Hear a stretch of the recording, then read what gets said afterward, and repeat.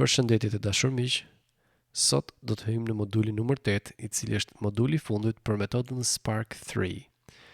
Dhe mbasi të mbaroj pra moduli 8 i metodës Spark 3, atëherë vjen metoda tjetër, Spark 4, e cila ka gjëra më të avancuara në aspektin gramatikor dhe të fjalorit. Nisim pra me mësimin e parë të modulit numër 8, i cili është Places and Lifestyle, City Life and Country Life. And right here we are going to explain some of the words that we may find in the country and some other words that we may find in the city. Atëherë këtu pra do të bëhet në këtë modul bëhet fjalë për jetën në qytet dhe jetën në fshat, për gjërat pozitive dhe negative që ka secila prej të dyja palëve. Këtu kemi pra dhe disa fjalë të cilat na ndihmojnë në përshkrimet e ardhshme që do të bëjmë për jetën në qytet dhe jetën në fshat.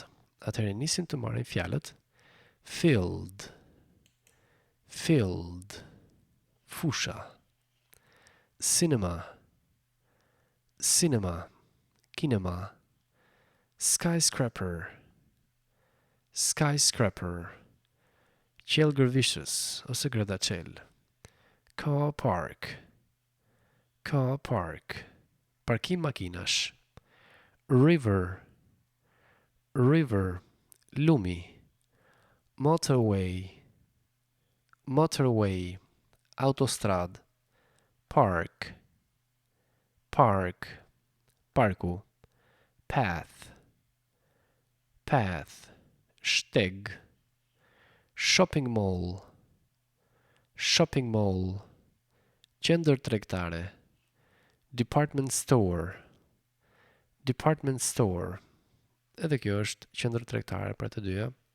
Woods, woods, pyje, museum, museum, muze, factory, factory, fabrika ose uzina, shops, shops, dyqane, block of flats, block of flats, bloqe apartamentesh, harbor, harbor, mall, detar, mountain, mountain, mali, farm, farm, firma, square, square, shesh. So which of them can you see in the pictures? Pra cilën prej këtyre fjalëve mund të shihni në figurë? As we can see here, we have a factory, so we're not going to stop and say which of these do you see here in these pictures, but what I want you to do is to make a description. So if you have studied the lessons one by one, then you may be able to make descriptions of the factory, of the field, of the skyscraper, of the harbor, of the path, of the department store or shopping mall. So you can make descriptions using the words here or using your own vocabulary. And how can we make the descriptions about these pictures?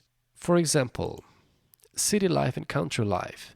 Use the words below to describe the place where you live. Përdorni fjalët e mëposhtme për të përshkruar vendin ku ju jetoni.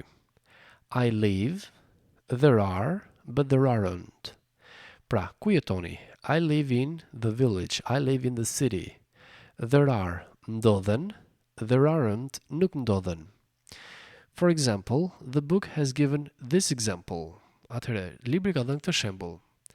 I live in a city. There are skyscrapers, car parks, and shops, but there aren't any fields, woods, or farms. I live in a city. Unë jetoj në një qytet. There are skyscrapers, car parks, and shops. Aty ndodhen gradacela, parkime makinash dhe dyqane. But there aren't any fields, woods, or farms. Por nuk ndodhen fusha, pyje apo ferma. I live in a town. Unë jetoj në një qytet të vogël ose qytez. There are shops, squares, parks, and blocks of flats, but there aren't any factories or skyscrapers. Aty pra ndodhen dyqane, sheshe, parqe dhe bloqe apartamentesh, por nuk ka fabrika apo gradacela. I live in the country. There are fields, woods, and a river, but there aren't any shopping malls or skyscrapers. Unë jetoj në fshat. Aty ka fusha, pyje dhe një lum, por nuk ndodhen qendra tregtare ose grattaciela. So what are you going to do with this short lesson? You are going to make a description of the city life and the country life using these words here, once more: field, woods, cinema, museum, skyscraper, factory, car park, shops, river, blocks of flats, motorway, harbor, park, mountain, path, farm, shopping mall, square, and department store. You are going to use all these words and you are going to describe city life and country life. So you may give the pros and cons of city life and the pros and cons of country life.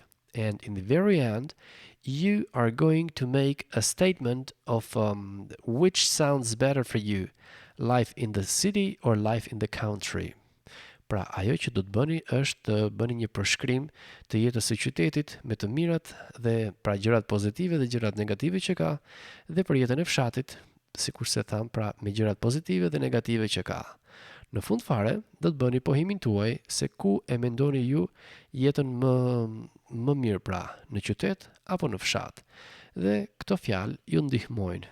Gjithashtu edhe këto 3 pjesë të vogla ju ndihmojnë për përshkrimin tuaj. Pra, ky ishte thjesht një prezantim për fillimin e modulit nëmër 8.